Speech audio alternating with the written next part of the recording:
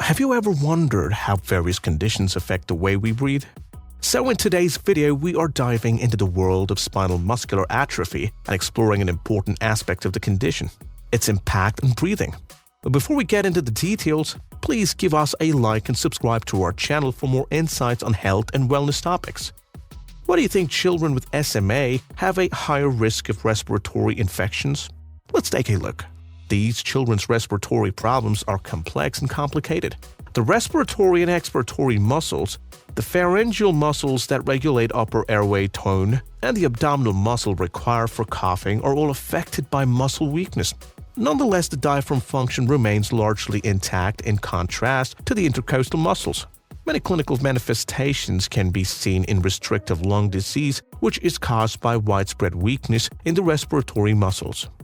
Acute respiratory infections that are severe, persistent, and recurrent are common in children with SMA types 1 and 2, and they cause a high number of illnesses and deaths.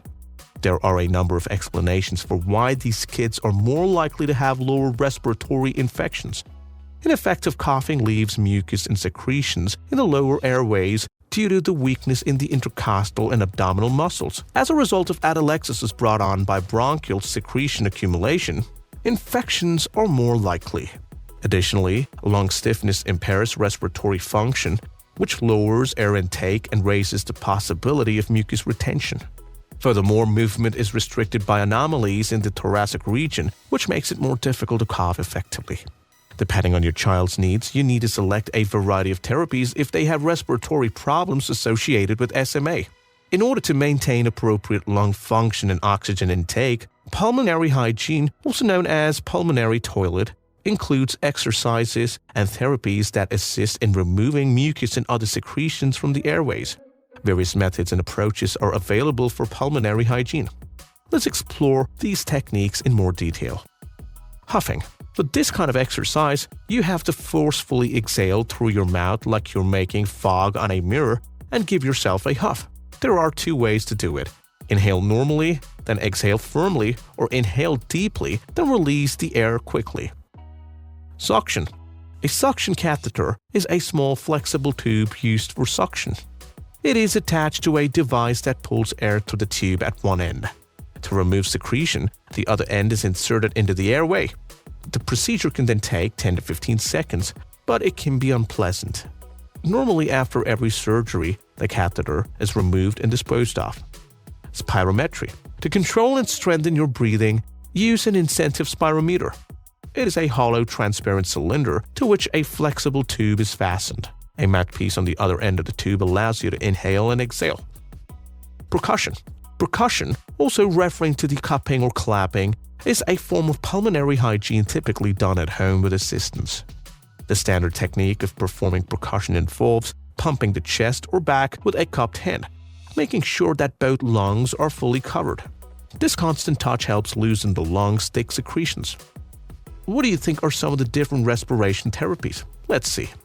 Mechanical cough assist machine. This non-invasive device, also known as an insufflator machine, blows air into the lungs before immediately sucking it out.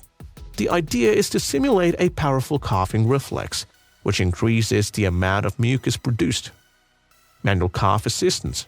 This hands-on treatment involves gently pressing upon a person's abdomen and diaphragm as they cough. It moves the diaphragm, resulting in greater exhalation and coughing. Mucus emitted by the mouth can be suctioned or ingested. Chest physiotherapy. This technique, also known as manual or mechanical percussion, consists of gently clapping on the chest wall to dislodge mucus. Some people with SMA may require it every day, while others only when they are ill. Postural drainage. This technique involves placing a child on elevation with pillows or wedges with a head drop to induce mucus to rise. Gravity forces secretions from the lower airways into the higher airways where they can be suctioned or coughed up. High-frequency chest wall oscillation, HFCWO. It's a wearable vest that vibrates to help move mucus. Your doctor will explain how to use respiratory therapy at home and how frequently they should be used. Ventilation strategies in SMA. Many children with SMA require breathing help or ventilation. Ventilation can be either non-invasive or intrusion. Non-invasive ventilation employs devices located on or outside the body. These strategies are frequently used when a child is asleep. Bilevel positive airway pressure, BiPAP, is a frequent non-invasive breathing treatment. The equipment delivers air pressure via a face mask dependent on the breathing cycle. Other forms of mechanical ventilators are also utilized. Invasive ventilation involves inserting devices into the body. A breathing tube is typically connected to a breathing machine, mechanical ventilator. The tube will be inserted into the body, providing direct access to the lungs. Thanks for watching and see you next time. Stay informed, stay inspired, and together, let's make a difference.